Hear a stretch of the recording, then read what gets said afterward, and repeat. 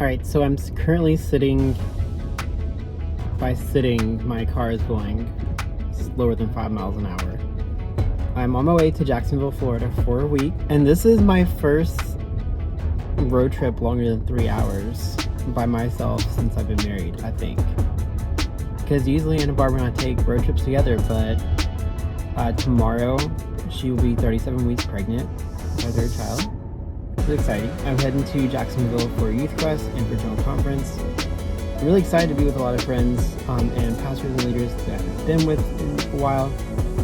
It's really good to reconnect with a lot of people and just see some friends. But I'm going to miss them while I'm gone. So I'm going to enjoy this road trip, make the most of it, right? And so I guess that also means currently being stuck in slow traffic. We've gone 2 miles in 20 minutes. I'm at buc-ees, so why not include this? Because it's fun.